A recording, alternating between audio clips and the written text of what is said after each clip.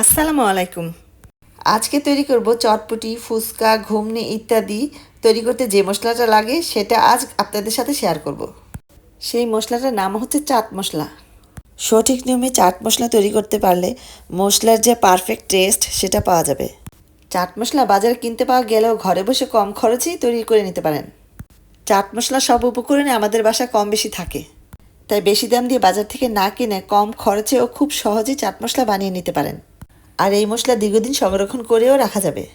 চাট মশলা তৈরি করার জন্য এই মশলাগুলো নিয়েছি। আরও কিছু মশলা আছে, সেটা শেষের দিকে দিব, দেখার জন্য আমার সাথে থাকতে হবে। এখানে 10 থেকে 12টার মতো বড় সাইজের শুকনা মরিচ নিয়েছি। তারপর আস্ত ধনিয়া নিয়েছি, উঁচু করে 3.5 টেবিল চামচ হবে। এরপর জিরা নিয়েছি, উঁচু করে 2.5 টেবিল চামচ হবে। এরপর মৌরি নিয়েছি, উঁচু করে 1 টেবিল চামচ হবে। তারপর বিট লবণ নিয়েছি, উঁচু করে 2 চা চামচ।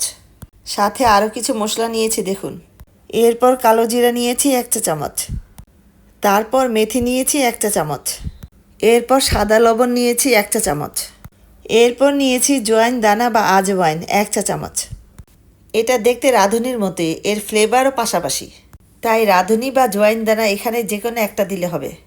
এরপর গোলমরিচ নিয়েছি উঁচু করে 1 চা চামচ।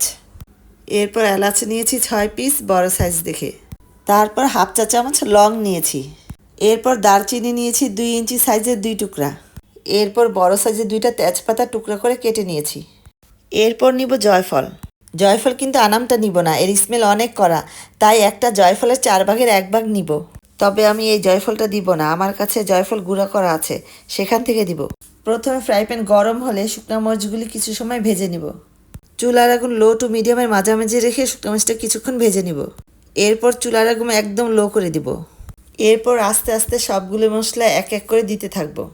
লবণে অনেক আর্দ্রতা থাকার কারণে লবণ ভিজে যেতে পারে, তাই লবণ ও মশলার সাথে ভেজে নেব, এতে করে লবণের ভিজা ভাবটা থাকবে না। মশলাগুলো সামান্য রোস্ট করে নিলে এর যে সুন্দর ঘ্রাণ কী পরিমাণ বেড়ে যায় সেটা বোঝানো যাবে না।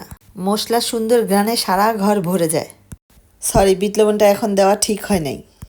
বিট লবণ কিন্তু ভাজার শেষের দিকে দিতে হবে, আমি ভুলে শুরুতেই দিয়ে দিয়েছি। এই মশলাগুলো কিন্তু বেশি ভাজা যাবে না, বেশি ভাজলে মশলাগুলোর ঘ্রাণ থাকবে না আর খেতেও তিতা লাগবে। তাই একদম লো হিটে 2 থেকে 3 মিনিট ভাজতে হবে। ভাজার সময় অনবরত নাড়তে হবে।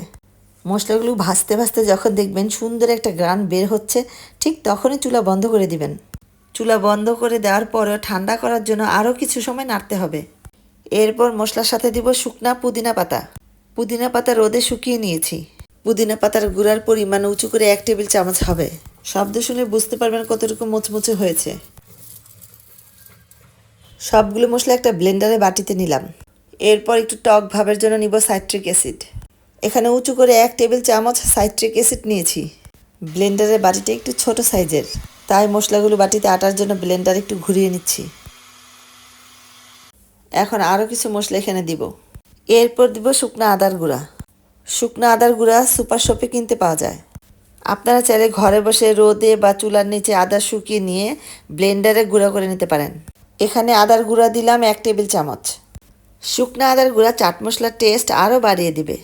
মশলা শুরুতে যে জয়ফল দেখিয়েছিলাম, এখন দিব সেই জয়ফলের গুঁড়ার 4 ভাগের 1 ভাগ। এরপর চিনি দিব উঁচু করে 1 টেবিল চামচ, টকের ব্যালেন্সের জন্য। টক মিষ্টি চাট মশলার স্বাদকে আরও বাড়িয়ে দেবে। এরপর দিব উঁচু করে 1 টেবিল চামচ আমচুর পাউডার। আমচুর পাউডারও টকের কাজ করবে। এখন আবারও মশলাগুলো ব্লেন্ড করে নেব। সবগুলো মশলা একসাথে ব্লেন্ড করে নিয়েছি। সুন্দর মসৃণভাবে গুঁড়ো করে নিয়েছি। মশলাগুলো একদম ঠান্ডা করে একটা কাচের বয়মে রাখতে হবে। কাচের বয়মে মশলা দীর্ঘদিন ভালো থাকে।